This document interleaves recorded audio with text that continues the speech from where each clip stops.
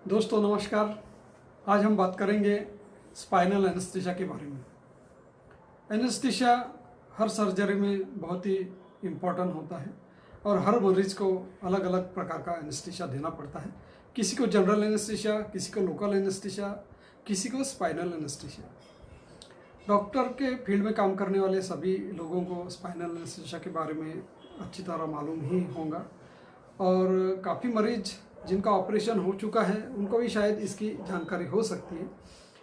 फिर भी ऐसे लोग काफ़ी हैं जिनको स्पाइनल एनेस्थीसिया क्या होता है, कैसे होता है और कब देना पड़ता है, कौन से ऑपरेशन के लिए ये एनेस्थीसिया उपयुक्त होता है, इसकी जानकारी शायद नहीं हो।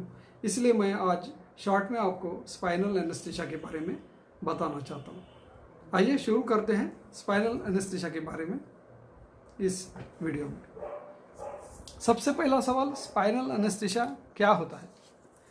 जैसा कि इसका मीनिंग होता है स्पाइनल एनेस्थीसिया यानी स्पाइन में इंजेक्शन लगा के एनेस्थीसिया। अब आप ये सोचेंगे कि स्पाइन में इंजेक्शन कैसे लगेगा।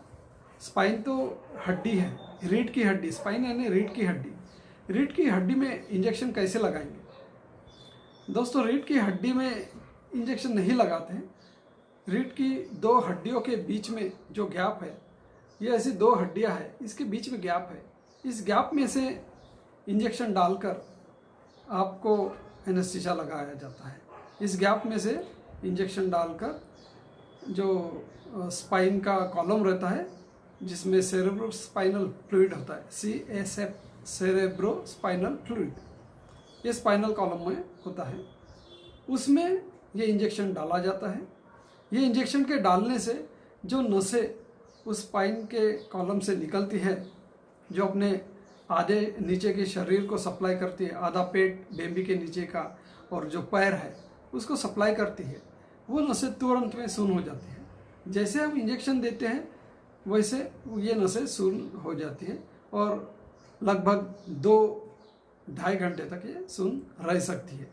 ये डिपेंड है आपको कितना डोज दिया गया या ऑपरेशन में कितने डोज की रिक्वायरमेंट है। जनरली इसका डोज 4 ml का होता है जो एक पिवेकेन इंजेक्शन रहता है। इस इंजेक्शन के बारे में इतना मैं डिटेल बताने की इच्छा नहीं रखता क्योंकि आपको इसका काम नहीं है। इतना समझिए कि एक 4 ml का इंजेक्शन आपके पीठ में 2 हड्डियों के बीच में लगा दिया जाएगा। उसके बाद आपके दोनों पैर और बेबी के नीचे का पोर्शन पूरा सुन्न हो जाएगा और आपको आराम से लेटने को कहा जाएगा।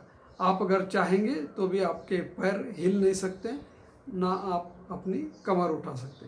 तो यही है स्पाइनल एनेस्थीसिया। अब आप पूछेंगे कि ये कौन से प्रोसीजर में इस्तेमाल होता है, यानी ये एनेस्थीसिया कौन से बीमारी के ऑपरेशन के लिए हम यूज़ करते हैं। तो आप सबसे कॉमन समझ लीजिए जैसे कि पाइल्स के ऑपरेशन है, सभी पाइल्स के ऑपरेशन में हम ये एनेस्थीसिया यूज़ करते हैं।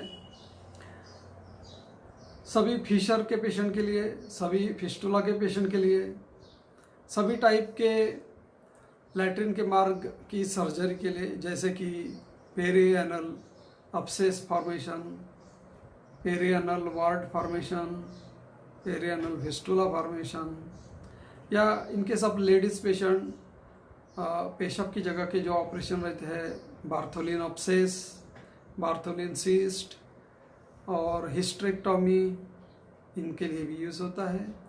लेडीज़ लोगों को लोअर एब्डोमेन के जो सर्जरीज है, जो बेबी के नीचे जिनका इंसिजन रहता है, जैसे कि सीजरियन सेक्शन यानी LSCS, इसमें भी स्पाइनल एनेस्थीसिया यूज़ होता है। हिस्टेरेक्टोमी, ओवेरियन ट्यूमर, ये सभी ऑपरेशन इसी एनेस्थीसिया में की जाते हैं। और बाकी अन्य तरह के ऑपरेशन में अगर मैं बताना चाहूँ तो अपेंडिक्स बहुत कॉमन है। अपेंडिक्स के लिए यही एनेस्थीसिया दिया जाता है, लेकिन आजकल अपेंडिक्स के लिए लैप्रोस्कोपी का इस्तेमाल होने लगा है और लैप्रोस्कोपी के लिए भी दोनों चॉइस है आपके पास। स्पाइनल भी एनेस्थीसिया लग सकता है, जनरल भी एनेस्थीसिया लगता है, लेकिन लैप्रोस्कोपी प्रोसीजर के लिए, चाहे वो ओवेरियन सिस्ट की प्रोसीजर हो, चाहे अपेंडिक्स की प्रोसीजर हो या कुछ और प्रोसीजर हो, लेप्रोस्कोपी के लिए जनरल एनेस्थीसिया ही इस्तेमाल किया जाता है। लेकिन कुछ ऐसे रिमोट सेंटर है जहाँ पे उतनी खास सुविधाएं नहीं है, क्योंकि जनरल एनेस्थीसिया में कुछ कॉम्प्लिकेशन अगर होते हैं तो आपके लिए इंटेंसिव केयर यूनिट का बैकअप होना ज़रूरी है, यानी आपके हॉस्पिटल में आईसीयू की सुविधा होना ज़रूरी है जिसमें वेंटिलेटर है। और जिस हॉस्पिटल में ऐसे सुविधा नहीं है या जो छोटे गांव है जहाँ पर ऐसी सुविधा मिल नहीं सकती, ऐसी जगह पर आमूमन लैप्रोस्कोपी के लिए भी स्पाइनल एनेस्थीसिया का ही इस्तेमाल किया जाता है और ये सक्सेसफुल भी है, इसमें कोई घबराने वाली बात नहीं है।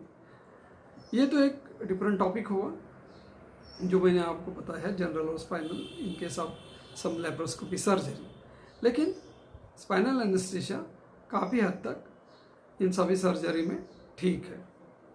और कॉमन सर्जरी मैं बताना चाहूँगा, हर्निया की सर्जरी, चाहे वो इंसिजनल हर्निया हो यानी कुछ ऑपरेशन के बाद जो हर्निया होता है बेबी के नीचे वो हो, या फिर ग्रोइन का हर्निया जो अक्सर मेल कम्युनिटी में ज़्यादा कॉमन है, हाइड्रोसिल का ऑपरेशन, सरकमसिजन का ऑपरेशन जिसको हम खतने का ऑपरेशन कहते हैं, ये सभी ऑपरेशन इसी स्पाइनल एनेस्थीसिया में होते हैं। और अगर आप सोचेंगे कि और कौन से ऑपरेशन हैं, तो आप अभी समझ लीजिए कि पैर के यानी दोनों पैर के सभी ऑपरेशन, हड्डी के ऑपरेशन, हड्डी जोड़ने के, तोड़ने के, तोड़ना तो नहीं है, जोड़ना ही है, यानी एम्पुटेशन के ऑपरेशन भी इसी एनेस्थीसिया में होते हैं। छोटे मोटे ऑपरेशन सभी इसी एनेस्थीसिया में होते हैं। तो ये इतना समझ लीजिए कि बेबी के नीचे अगर कोई ऑपरेशन है तो स्पाइनल एनेस्थीसिया में हो जाएगा, एकदम सेफली हो जाएगा। ये कौन से उम्र के लोगों को कर सकते हैं?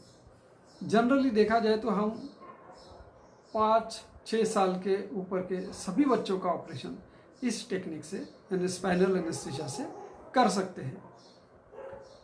5-6 साल के बच्चों के लिए कभी कभी शॉर्ट जे या जे भी प्रिफर किया जाता है, क्योंकि बच्चे कोऑपरेटिव नहीं हो सकते।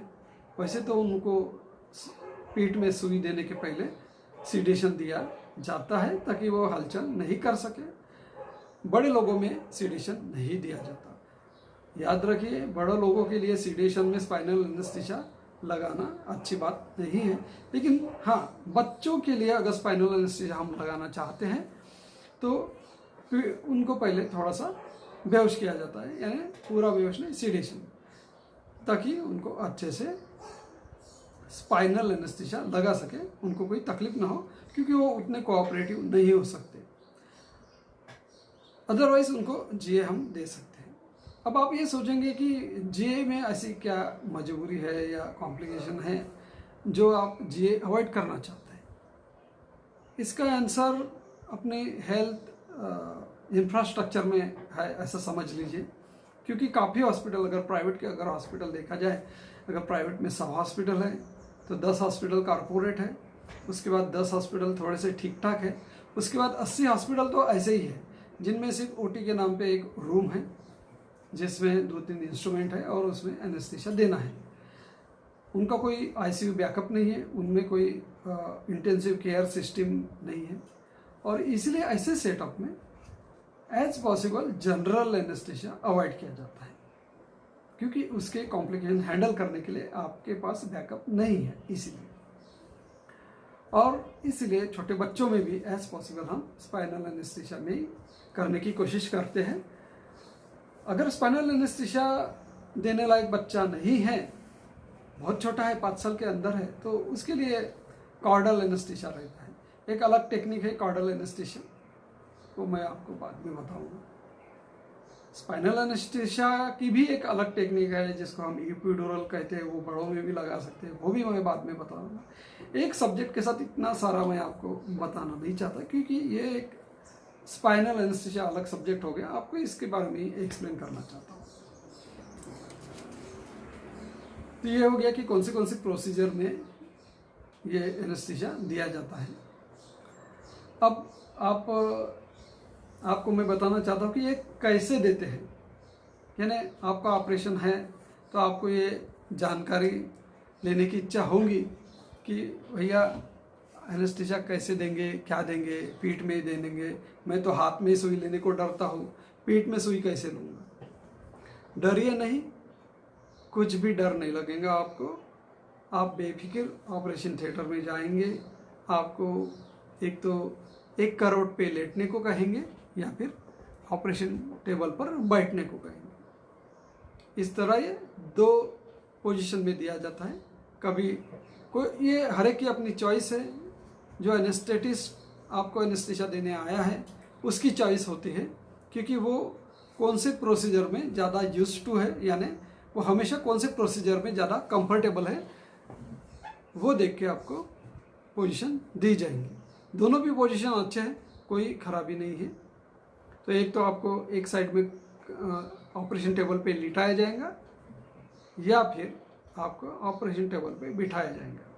बैठने के बाद आपको थोड़ा सा ऐसे झुकने को कहा जाएगा, तभी ताकि पीठ रीढ़ की हड्डी थोड़ी सी ऐसे बाहर निकले। जैसे आपकी रीढ़ की हड्डी थोड़ी सी बाहर निकली है, आपको दवाई लगाया जाएगा, आपके पेट को अच्छे से क्लीन किया जाएगा एंटीसेप्टिक लोशन से, यानी बीटाडीन, स्टेरलियम इत्यादि से। अच्छे से क्लीन होने के बाद एक ग्रीन शीट यानी स्टराइल टॉवेल आपके पीठ पर डाला जाएगा और उसके बाद आपको एक बारीक पतली सुई लगाई जाएगी। सुई का साइज लगभग आपको हाथ में जो सुई लगेंगी उतना ही रहेगा। वो जनरली 23 या 24 नंबर की होती है,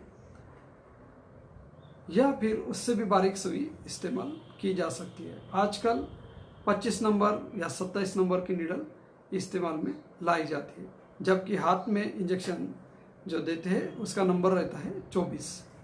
जैसे जैसे नंबर बढ़ता है वैसे वैसे सुई बारीक होती जाती है, इसलिए डरिए नहीं। हम 25 लगा रहे हैं, इसका मतलब और बारीक सुई रहेगी। ये सुई जाते समय आपको उतनी तकलीफ नहीं होगी, क्योंकि वहाँ पे मसल्स नहीं है जो पेन के लिए सेंसिटिव होते हैं। ये सिर्फ लिगामेंट से अंदर जाती है, सिर्फ स्किन प्रिक करते हुए, यानी आपके पीठ की स्किन जो इंजेक्शन से प्रिक हो जाएगी, यानी जैसे सुई अंदर जाएगी, थोड़ा सा आपको महसूस होगा, उसके बाद ज़्यादा महसूस नहीं होगा। 2 हड्डियों के बीच में से ये सुई आपके स्पाइनल कॉलम तक पहुंचती है, जिसको हम स्पाइनल कॉर्ड कहते हैं। उसके अंदर फ्लूइड भरा रहता है, सेरेब्रो स्पाइनल फ्लूइड। सेरेब्रम और स्पाइनल में जो एक फ्लूइड रहता है, तरल पदार्थ, वो फ्लूइड में इस नीडल को डाला जाता है और फिर जैसे ही हम अंदर जाते हैं इंजेक्शन दिया जाता है। ये इंजेक्शन एक सुन करने का इंजेक्शन रहता है, लेकिन थोड़ा सा अलग है। लोकल एनेस्थीसिया में इंजेक्शन जो लगता है उससे ये अलग रहता है। ये खास करके हेवी बनाया जाता है ताकि ये वो सेरेब्रोस्पाइनल फ्लूइड में जाके नर्व को चिपक जाए। जैसे इंजेक्शन देंगे आपको तुरंत में लेटने को कहा जाएगा और आपको लेटने के बाद आपके पैर में झुंझुनाहट महसूस होने लगेगी। आपको ऐसा लगेगा कि आपके पैर में बहुत सारी चींटियाँ आई है, झुंझुनाहट आई है और पैर भारी होने लगे हैं, और विदिन 1 और 2 मिनट आपके पूरे पैर भारी हो जाएंगे। मैं 2 मिनट कह रहा हूँ, इसका मतलब 2 मिनट ही नहीं लगेंगे, हो सकता है 10 मिनट भी लग सकते हैं। ये थोड़ा सा डिपेंड है कौन से टाइप का इंजेक्शन दिया है और कौन से टेक्निक से दिया है, कितना फास्ट दिया है, बहुत सारी चीज़ें हैं। लेकिन आप समझ लीजिए कि 10 मिनट के अंदर आपके दोनों पैर भारी हो जाएंगे। आपके बेबी के नीचे की स्किन पूरी तरह भारी हो जाएगी, आपको कुछ भी महसूस नहीं होगा। एनेस्थीसिया के डॉक्टर आपको चेक करेंगे कि आपको कुछ महसूस हो रहा कि नहीं हो रहा, तब आपको आंसर देना है कि आपको महसूस हो रहा, नहीं हो रहा, जो भी है। उसके बाद ही आपका ऑपरेशन शुरू होगा।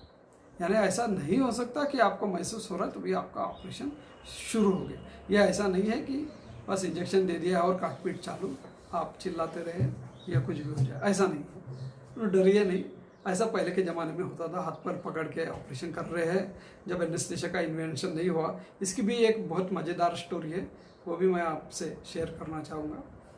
बस आप इतना समझ लीजिए कि लेटने के बाद आपके पैर पूरे सुन्न हो जाएंगे, आपके बेबी के नीचे आपको कुछ भी महसूस नहीं होगा, लेकिन आप पूरी तरह जागे रहेंगे, कॉन्शियस रहेंगे। अगर आप अडल्ट हैं तो आप इतना कोऑपरेट कर सकते हैं, आपको अटपटा लगेगा लेकिन तकलीफ नहीं होगी, आप आराम से लेट सकते हैं। 100 में से 99% लोग कुछ भी तकलीफ यानी कंप्लेंट नहीं करते या कुछ अजीब बर्ताव नहीं करते। कुछ लोग थोड़ा सा जो हाइपर है उसमें थोड़ी बेचैनी हो जाती कि मुझे क्या हो गया, मेरा शरीर नहीं हिल रहा, मेरा मतलब थोड़ा सा अलग फीलिंग होती है। ऐसे मरीजों को हम सीडेशन देते हैं, यानी उनको नींद का इंजेक्शन दे देते हैं साथ में।